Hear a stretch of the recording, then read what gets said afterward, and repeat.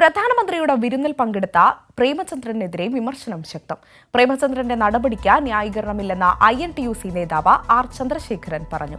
പ്രേമചന്ദ്രനെ പിന്തുണച്ച VD സതീശൻ രംഗത്തെത്തി. താൻ പങ്കെടുത്തത് സൗഹൃദ വിരുന്നിലാണ് എന്നായിരുന്നു പ്രേമചന്ദ്രന്റെ മറുപടി. വിശദമായ വിവരങ്ങൾ നിർബൻ ചക്രവർത്തി തിരുവനന്തപുരത്ത് നിന്ന് നൽകും. നിർബൻ.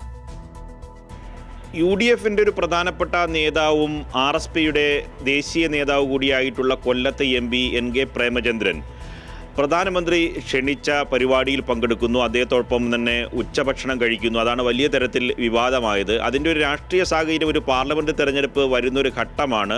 ആ ഘട്ടത്തിൽ ഈ രാമ പ്രതിഷ്ഠ ക്ഷേത്രവുമായി ബന്ധപ്പെട്ട വർഗീയ ചേരിതിരിവിലേക്ക് രാജ്യം പോകുന്നൊരു ഘട്ടത്തിൽ കേരളത്തിൽ നിന്നുള്ള UDFന്റെ ഒരു MP ഈ പ്രധാനമന്ത്രിക്കൊപ്പം ഉച്ചഭക്ഷണം കഴിക്കാൻ പോയി എന്നത് ചെറിയ കാര്യമായി ജനങ്ങൾ കാണുന്നില്ല. അത് സോഷ്യൽ മീഡിയയിൽ തന്നെ വലിയ തരത്തിൽ വലിയ ക്യാമ്പയിനായി വരുന്നു. ഇക്കാര്യത്തിൽ UDF പൂർണ്ണമായി ഒറ്റപ്പെടുന്നൊരവസ്ഥയുണ്ട്.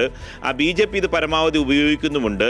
ഇങ്ങനെ NK പ്രേമചന്ദ്രൻ എങ്ങോട്ടാണ് പോകുന്നത് എന്ന തരത്തിലുള്ള ചിന്ത സജീവമായി രാഷ്ട്രീയ വൃത്തങ്ങൾ ചോദിക്കുകയും ചെയ്യുന്നു. ഈ ഘട്ടത്തിൽ NK പ്രേമചന്ദ്രൻ്റെ പ്രതികരണം ഇന്നുണ്ടായി എന്നതാണ്. അദ്ദേഹം വളരെ ലളിതമായി ലാഘവത്തോടു കൂടി CPM തന്നെ ബോധപൂർവമായി ആക്രമിക്കാൻ ശ്രമിക്കുന്നു എന്ന രാഷ്ട്രീയ പ്രതിരോധം തീർത്ത് രക്ഷപ്പെടാനാണ് ശ്രമിച്ചത്. തന്നെ ക്ഷണിച്ചിരുന്നു, അതിൽ പോയി പ്രധാനമന്ത്രി ക്ഷണിച്ചാൽ ന്യായമായും പോകേണ്ടതല്ലേ എന്ന ലളിതമായ മറുചോദ്യത്തോടുകൂടി NK പ്രേമചന്ദ്രൻ ഇത് ഒതുക്കുന്നു. ഒപ്പം തന്നെ ഇത് പ്രതിരോധത്തിലാവുമെന്ന് കണ്ടുകൊണ്ട് തന്നെയാണ് VD സതീശനും ഒപ്പം തന്നെ K മുരളീധരനും അടക്കമുള്ള നേതാക്കളും പൂർണ്ണമായി NK പ്രേമചന്ദ്രനെ ന്യായീകരിക്കുന്നുണ്ട്. പാർലമെന്ററി പ്രവർത്തന രംഗത്ത് അവാർഡുകൾ ലഭിച്ചിട്ടുള്ള പേരാണ് മിക്കവാറും അതിൽ പങ്കെടുത്തിട്ടുള്ള ആൾക്കാരെല്ലാം. എത്ര തെരഞ്ഞെടുപ്പുകളിൽ മത്സരിച്ചതെല്ലാം RSPയുടെ സ്ഥാനാർത്ഥിയായി തന്നെയാണ് മത്സരിച്ചത്. NK പ്രേമചന്ദ്രനെ വിളിച്ചു, അടിയന്തരമായി ചെന്നു കഴിഞ്ഞപ്പോൾ അവിടെ വേറൊന്നും ഉണ്ടായിരുന്നില്ല. കുറച്ച് പേര് ഒരുമിച്ചിരുന്ന് ഭക്ഷണം കഴിക്കുക, ഗൂഗിൾ മീറ്റിങ്ങിൽ പങ്കെടുത്തു. അതല്ല, മുഖ്യമന്ത്രി പറയാണ് മുഖ്യമന്ത്രിയെ കാണണം, ഒന്നൊരു ഓഫീസിൽ പോകണം. പ്രതിപക്ഷ നേതാവായ ഞാൻ കേരളത്തിലെ മുഖ്യമന്ത്രിയുടെ ഓഫീസിൽ പോകണ്ടേ? ഞാൻ വരില്ല, എനിക്ക് സൗകര്യമില്ല എന്ന് പറയാൻ പറ്റുമോ? പ്രധാനമന്ത്രി വിളിച്ചപ്പോൾ ഭക്ഷണം കഴിക്കാൻ പോയി എന്നുള്ളതിൻ്റെ പേരിൽ ഒറ്റപ്പെടുത്താൻ ശ്രമിച്ചാൽ അതിനെ UDF ഒറ്റക്കെട്ടായിട്ട് എതിർക്കും. എന്താണെങ്കിലും ശരി, വ്യക്തിപരമായി ആര് പേഴ്സണൽ കാര്യങ്ങൾക്ക് ക്ഷണിച്ചാലും അതിൽ പങ്കെടുക്കുന്നതിൽ ഒരു തെറ്റില്ല. അതേസമയം കോൺഗ്രസിനുള്ളിൽ തന്നെ വലിയ തരത്തിൽ, പ്രത്യേകിച്ച് UDFനുള്ളിൽ തന്നെ വലിയ തരത്തിലുള്ള പ്രതികരണം അലയൊലികൾ ഇത് സംബന്ധിച്ച് ഉണ്ടാക്കിയിട്ടുണ്ട്. കാരണം തെരഞ്ഞെടുപ്പിൽ ഇത് വ്യാപകമായ പ്രചരണത്തിലേക്ക് പോകും. ഞാൻ നേരത്തെ സൂചിപ്പിച്ചതുപോലെ രാമപ്രതിഷ്ഠ ചടങ്ങുമായി ബന്ധപ്പെട്ട് രാജ്യത്ത് കൂടുതൽ വർഗീയ ചേരിതിരിവിലേക്ക് കാര്യങ്ങൾ പോകുന്നൊരു ഘട്ടമാണ്.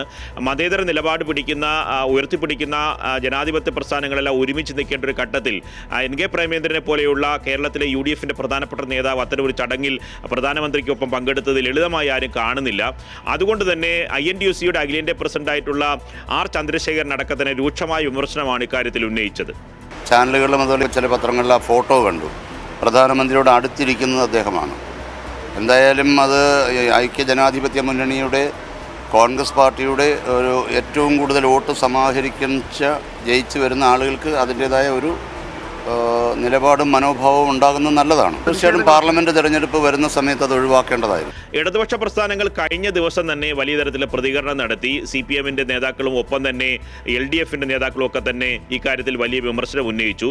ഇന്ന് CPIയുടെ സംസ്ഥാന സെക്രട്ടറി ആയിട്ടുള്ള ബിനോയ് വിശ്വം വലിയ വിമർശനമാണ് ഉന്നയിച്ചത്. ഇത് ഈ പറയുന്ന BJPയും കോൺഗ്രസും തമ്മിലുണ്ടായിട്ടുള്ള അവിശുദ്ധ കൂട്ടുകെട്ടിൻ്റെ ഏറ്റവും പ്രധാനപ്പെട്ട അവസാന ഉദാഹരണമായി ഇതിനെ കാണേണ്ടി വരും. വരുന്ന ലോക്സഭാ തെരഞ്ഞെടുപ്പിൽ ഇത്തരത്തിലുള്ള കൂട്ടുകെട്ട് എല്ലായിടത്തും ഉണ്ടാകുമോ എന്നും സംശയിക്കേണ്ടിയിരിക്കുന്നു എന്നാണ് ബിനോയ് വിശ്വം ഇക്കാര്യത്തിൽ പ്രതികരിച്ചത്.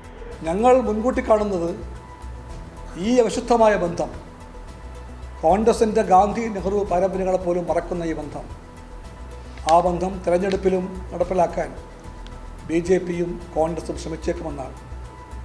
അത് ആത്മഹത്യാപരമാണെന്ന് കോൺഗ്രസിന് ഇപ്പോൾ ബോധ്യപ്പെടില്ലെങ്കിൽ പോലും മിക്കവാറും അവർക്ക് വൈകാതെ അത് ബോധ്യപ്പെടുമെന്നും ഞങ്ങൾ ഉറപ്പിക്കുന്നു.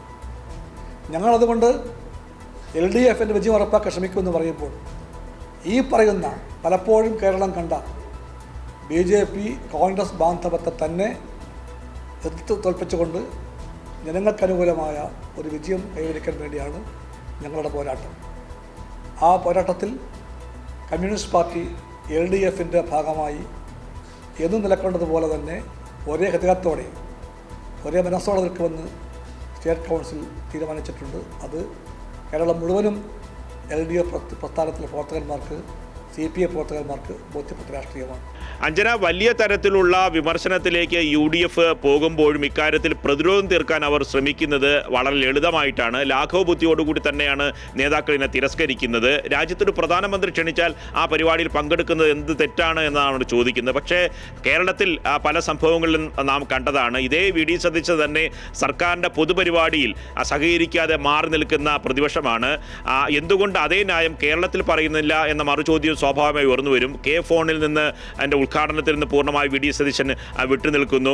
ലോക കേരള സഭയിൽ VD സതീശൻ പങ്കെടുക്കുന്നില്ല. പ്രതിപക്ഷം പൂർണ്ണമായി വിട്ടുനിൽക്കുന്നു. ഒപ്പം തന്നെ ഈ LDFിൻ്റെ പൊതുപരിപാടികളിലെ വികസന പ്രവർത്തനങ്ങളിലൊക്കെ തന്നെ രാഷ്ട്രീയ വിമർശനം ഉന്നയിച്ചുകൊണ്ട് കേരളീയം പരിപാടിയിലടക്കം വിട്ടുനിന്ന പ്രതിപക്ഷമാണ്. ഇതേ ന്യായം മറുന്യായമാണ് NK പ്രേമചന്ദ്രന്റെ കാര്യത്തിൽ ഉന്നയിക്കുന്നത്. പ്രധാനമന്ത്രി ക്ഷണിച്ചു, അതുകൊണ്ട് പോയി എന്നതാണ്. അത് അത്ര ലളിതമായി ജനങ്ങൾ ഉൾക്കൊള്ളുമെന്ന് കരുതാൻ വയ്യ. സ്വാഭാവികമായും വരുന്ന പാർലമെന്റ് തെരഞ്ഞെടുപ്പിൽ ഇത്തരം കാര്യങ്ങൾ ചർച്ച ചെയ്യും. വരും ദിവസങ്ങളിലും UDF ഇക്കാര്യത്തിൽ മറുപടി പറയേണ്ടി വരും. ഒരു രാഷ്ട്രീയ പ്രചരണ വേദിയായി സോഷ്യൽ മീഡിയ ഇത് ഏറ്റെടുത്ത് കഴിഞ്ഞിരിക്കുന്നു. അഞ്ജന.